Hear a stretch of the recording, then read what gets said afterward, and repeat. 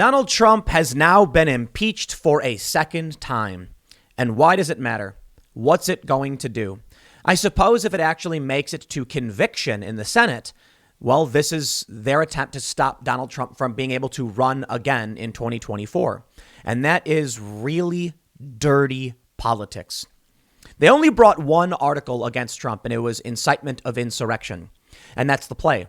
If Trump gets convicted for insurrection or incitement of insurrection, then the argument is he can't run again because the 14th Amendment, Section 3, I believe, says that anyone who's levied insurrection or sedition or whatever against the U.S. can't hold public office. That's their plan. Well, Republicans are pretty mad about it.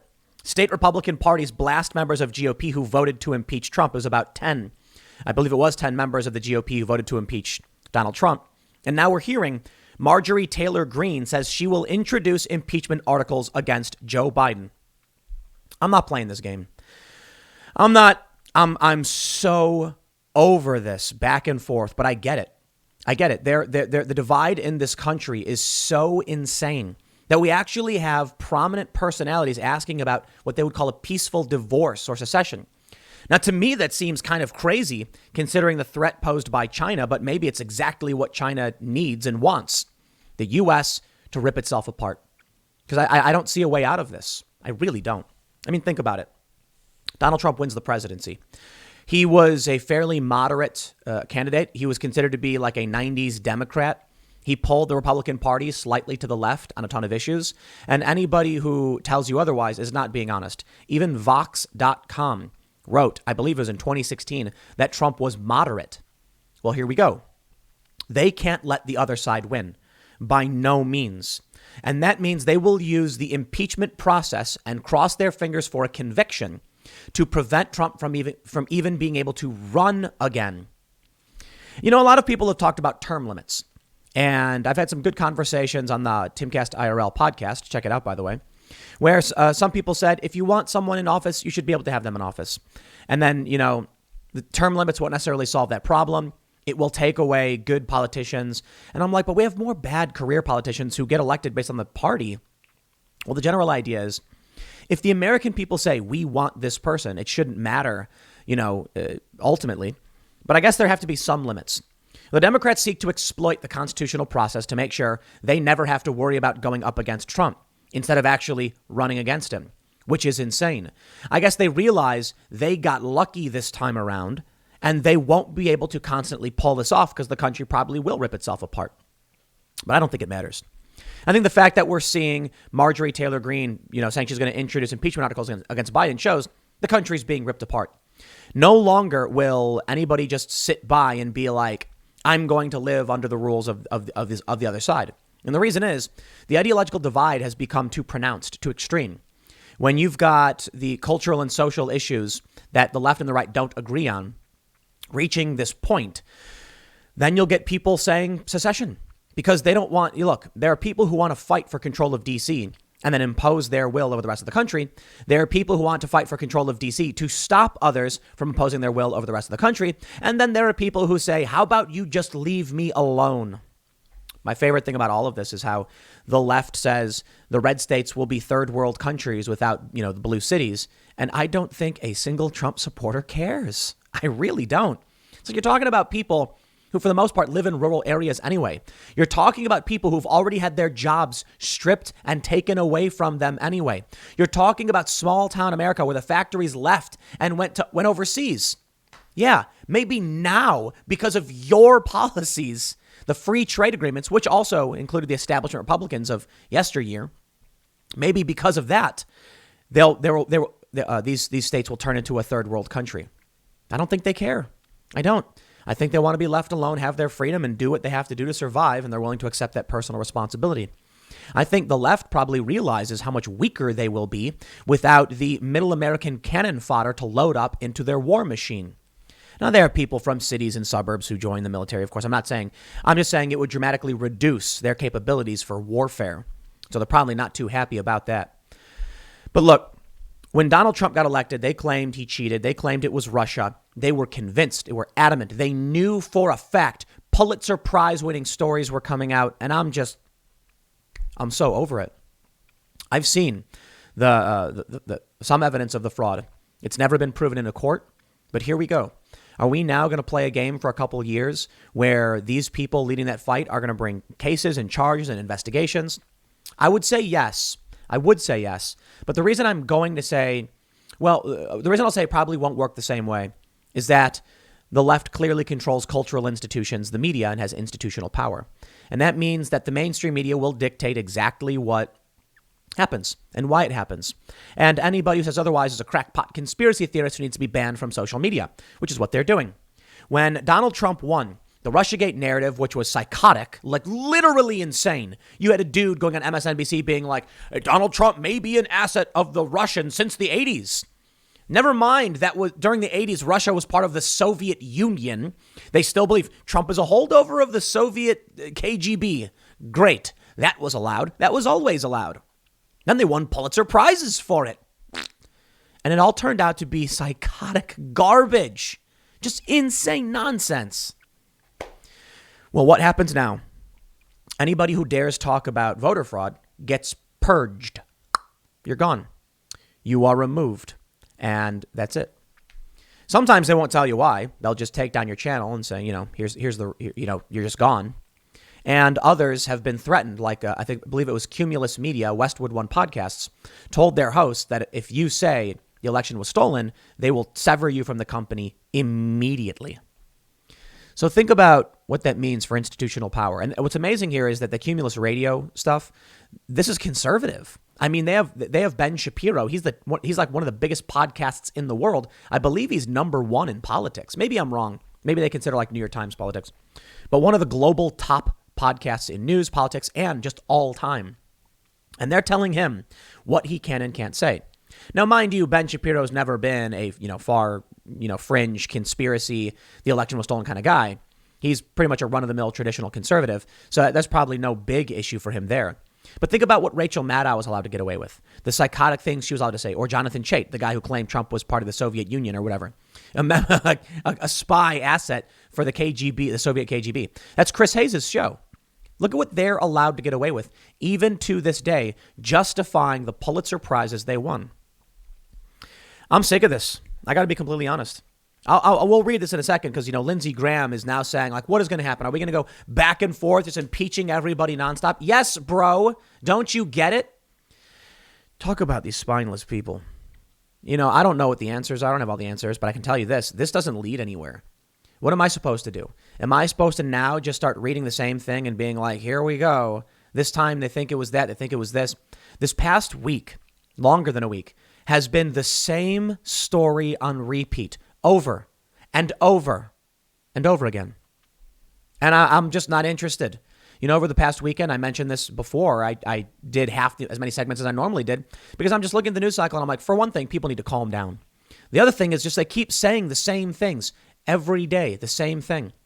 These news organizations are becoming desperate. They're terrified about what happens after Trump. They'll have nothing to write about. Well, maybe it's time y'all start looking. Now, I get it. What I do on this channel is bring you the top, or I should say on my channels, is I try to bring you the biggest story and then provide political commentary, my opinion, and some context and some fact checking to all of that. When the news cycle is dominated by just two people screaming at the top of their lungs, then I have no idea, what's the point? I'm not gonna come here every day and just be like, in today's segment, here we go. Now they're gonna impeach Joe Biden. I get it, man. I'm no fan of Joe Biden. I supported Trump for a variety of reasons. Near the end of 2020, it took Trump that long for me to finally be like, yeah, okay. It was the encroachment of the left. It was critical race theory. It was Joe Biden's insane policy proposals. It was the fringe insanity of the riots. I mean, I'll tell you this. The catalyst for me really was the riots. No joke. When I saw what was going on, when the riots got near my home, when my family was panicked, I was like, we cannot have a Joe Biden presidency because he is going to embolden these people. Not that he's actually doing that good of a job with them right now. They're kind of angry, and therein lies the problem. He promised them things.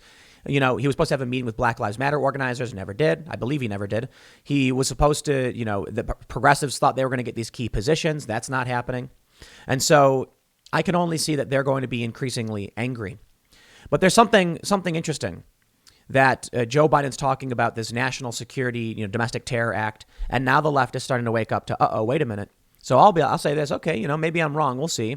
Is Joe Biden going to try and throw him some red meat just to hold him at bay? Or is he going to crack the truncheon over their skulls while he does the same to the Trump supporters and any populist who dare oppose the establishment?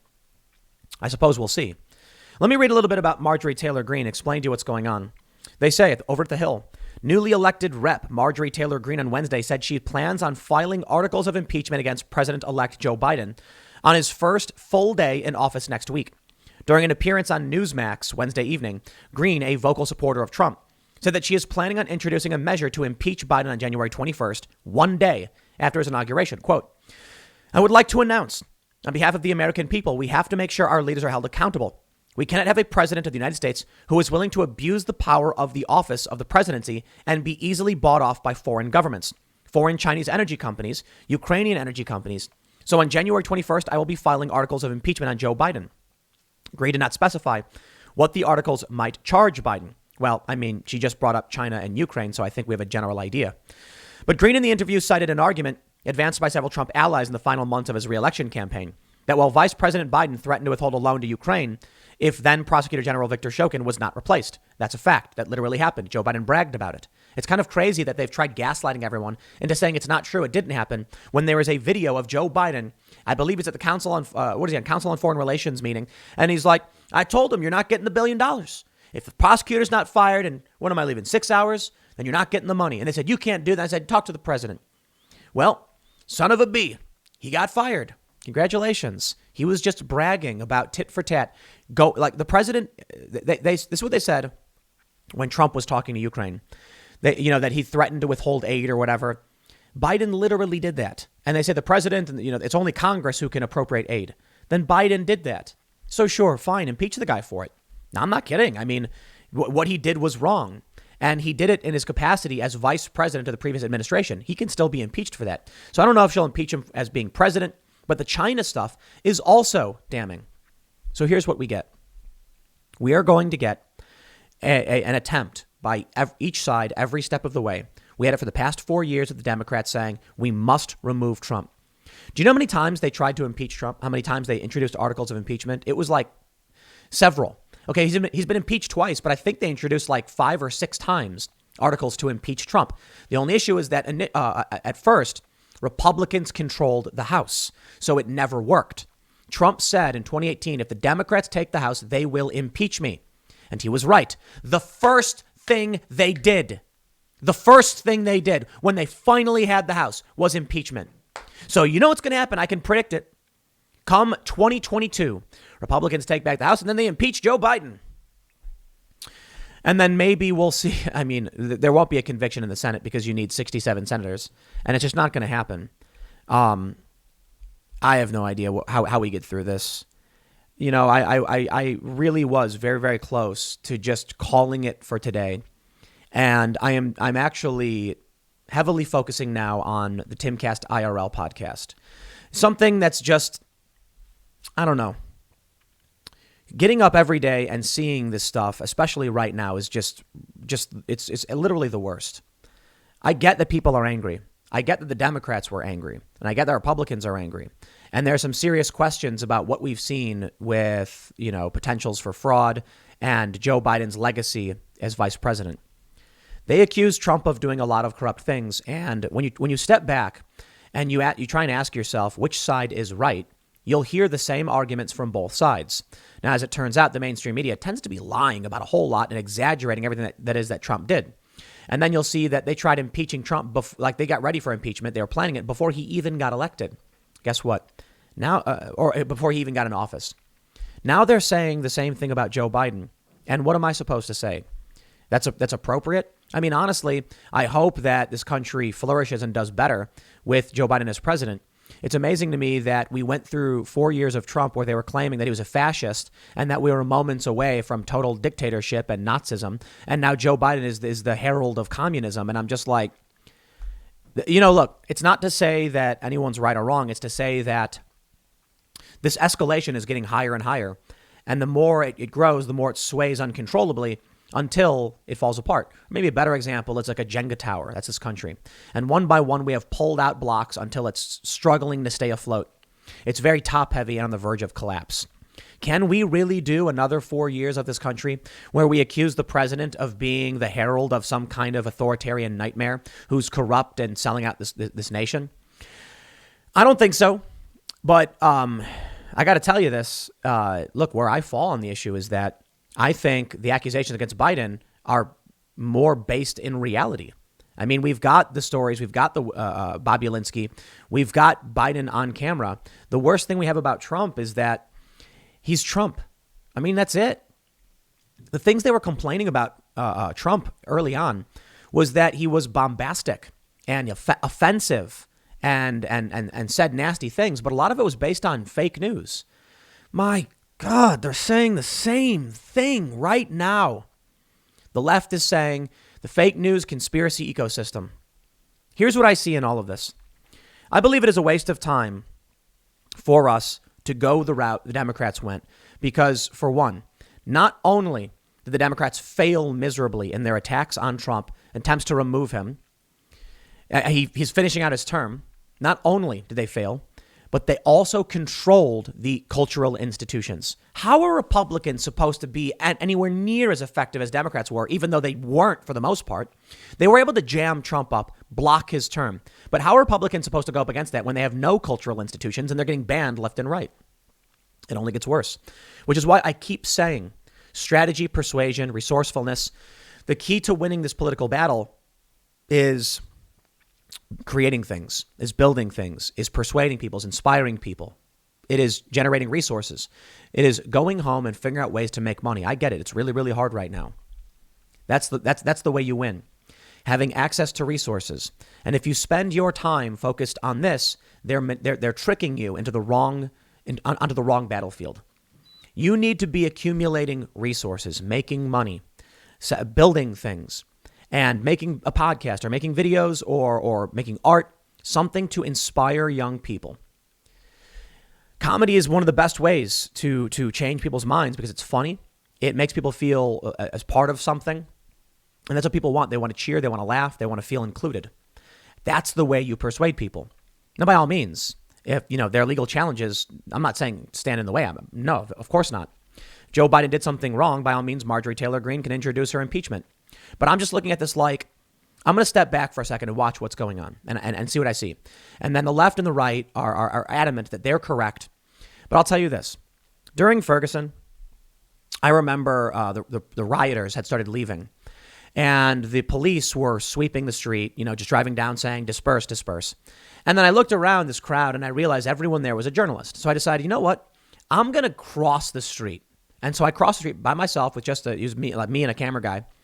And I looked across the street and what did I see? The only people left that were standing in the way of the cops was the media. The police were yelling, disperse. And the journalists were walking slowly back with their cameras. And I started laughing and I said to the camera guy, film that. That's so stupid. And then the police actually went, media, we are talking to you. You must disperse. But these journalists don't care. They're vultures. That's why I don't like this. That's why I don't like the idea of just spending a week talking about the exact same things over and over and over again. And that's why if tomorrow, or even later today, I might just focus on the IRL podcast because we can have conversations. We got stories about UFOs to talk about. But the news cycle right now is a scared, pathetic, desperate media organism that knows they're about to have nothing left. It's like that day in Ferguson. Once the rioters were gone and they had nothing to film, they just filmed the cops. That was it. And there was nothing going on. But they wanted those photos. They needed to sell something, right? It's kind of crazy. Another thing that I've mentioned in the past is firefighters wishing for fire. It's something I was told by some firefighters. It's an idea that, your job as a firefighter is to save people and to put out fires. But what happens when there's no fires and it's been a week or whatever and you don't do anything? Eventually you start crossing your fingers saying, oh, I hope there's a fire today so I can go out there and do my job. And that's kind of horrifying. And that's something they realize. These vultures don't. They're just going to keep scratching, scraping the bottom of the barrel as wood chips start flying out because there is nothing left to scrape. And so that means for everybody, get back to what you were talking about before. This news cycle was insane. And, look, there's some commentators who have kind of been off the radar for the past week or a couple of weeks or a month. Some have started new channels, and I don't blame them. I really don't. Because what am I going to do? Am I going to do another video tonight like, impeaching Biden? No, maybe I'll talk about cultural politics again and go back. For the longest time, the trailer for my main channel, Timcast, was talking about the generations and our generation having no responsibility. The general idea was you have the left and the right. The left has both, factions have no purpose. So the left created their purpose. They became activists and social justice warriors so they could fight their great fight because, it's like that line from Fight Club. We have no great war. We all told us we were going to be astronauts, and now we're realizing that's not true. Rock stars and astronauts. And that's what I think a lot of millennials millennials and Gen Zers are experiencing. There is no great war. There is no greatness. And that's life. You're not going to be the most famous. You're not going to be a rock star. There's not going to be the great war. But they want it. They want purpose. They want meaning. They want adventure. So the left finds it by social justice, fighting and screaming and getting those victories. And the right, not really conservatives. This is not conservative or liberal argument. It's tribal argument. The tribal right faction, which actually is economically left in many ways, found it through video games. And they found it through, initially they didn't have purpose, but they found it in combating the wokeness. And so you ended up with a culture war. That's why Jordan Peterson was so effective. And that was the purpose of my channel trailer for like 2 or 3 years, to point out that when Jordan Peterson would say, find the heaviest thing you can carry and carry it, that gave purpose to people. We need purpose. The purpose can't be whatever this is. It needs to be creating new culture. Our culture has been stagnant for too long. We're listening to the same Christmas music, watching the same movies. And now you have a culture war between people who want to just tear it all down and people who don't. Make culture. Listen, it's curious. You can stop the destruction, in some analogies, when the left comes and says we want to destroy the culture and rebuild and change things. I think the solution is if they want to take, a character like Iron Man and make Iron Man a young black woman, which they did, I don't care. I personally don't. I like Iron Man, but Iron Man's a really, really old character. I love the Marvel MCU stuff. I'm not too thrilled with where things are kind of headed right now. We'll see. WandaVision seems kind of weird, but maybe I'll check it out. Mandalorian's all right. I think people are overhyping it. It comes down to this. If the best they can do is take the old things and just change them into woke stuff, then you need to make new stuff. Look at Jack Posobiec. He made Agent Poso. It's hilarious. And the left mocked, they were trying to make fun of him, not realizing that it's literally an over-the-top, caricature of himself as a special agent. It's funny. It's entertaining. It's a comic book. Make stuff. Make things. If you're upset about all of the stuff that's going on, then you need to challenge it by being a prominent, inspirational voice and doing cool things so that young people watch what you're doing and they say, when I grow up, I want to be like that. Imagine this. As the Daily Wire makes movies now, they have Run, Hide, Fight. It looks really good, actually, really well produced, which is surprising for conservative outlets because they've not done a great job in the past. It's always been, kind of low quality. This one looks really good. Imagine this, 15 years. There's some, 18-year-old kid. He's 3 years old today. And they're like, where do you want to go to school? And he's like, well, I really want to get into film because I would love to work for Daily Wire Films, a conservative company. A young person growing up, seeing these movies and saying, I really want to work for the Daily Wire. Wouldn't that be something? That's how you do it. Right now, if conservatives are just focused on the now and not the future, then there won't be conservatives. And I think that's very much why the left has been so effective over the past several generations. They focus on children and schools, and they're doing it now. So there you go. School choice is big. That's a good political fight. But ultimately, I think you need to make content for kids that's not extremely political. Just new superheroes, new powers, new adventures, new hero's journey, new inspirational content, new movies, and just normalcy. This is the most important thing. You don't make a movie where the main character is like, gun rights are important. and we must protect life and God at all costs. So that's on the nose. What you want to do is just make good entertainment. And then people will want to be a part of your culture because it's fun. It doesn't have to be preachy or over the top, though the left has always done this in their content for the most part. The right can do it subtly, which is why it's interesting when you see Run, Hide, Fight's trailer. A trailer opens with this young woman and her dad is teaching her how to fire a gun. Things like that. It's not preachy. It's not over the top. It's just content. And it helps create culture and worldview. And that's the fight that needs to be happening right now. The stuff happening in the impeachment, I don't think it goes anywhere. I think it's just a dead end. I get it. But if we go that direction, then eventually we just start fighting each other. And that's already been what's happening. So in the end, I think everybody should draw pictures, make art, make movies, make music, make podcasts, and make more content. I get it, though. You have a challenge with censorship. Well, that's the other piece of the puzzle. Build things. Look at Gab. Amazing. They've built their own infrastructure. They've archived Donald Trump's entire Twitter account. Do that. Start it. You want to find something to do? Figure out how to start a DNS registrar. Figure out how to start a web hosting company. Then you can provide servers to the likes of Gab and other platforms and stop the banning. That's the fight. The culture you need to build. Build infrastructure. Start companies. I know it's not easy, but I'll leave it there. Next segment's coming up. Maybe at 1 p.m. we'll see. And maybe I'll talk about UFOs or something because I don't care. Look, I don't care about view count. I never did. I care about what I think is important. And I'm going to make videos that I always care about. We'll see how it plays out. I care a lot about politics. It's always been my thing. But right now, I'm not going to sit here and say the same thing over and over again. Impeachment. So there you go. Next segment will be at 1 p.m. on this channel. Thanks for hanging out. I will see you all then.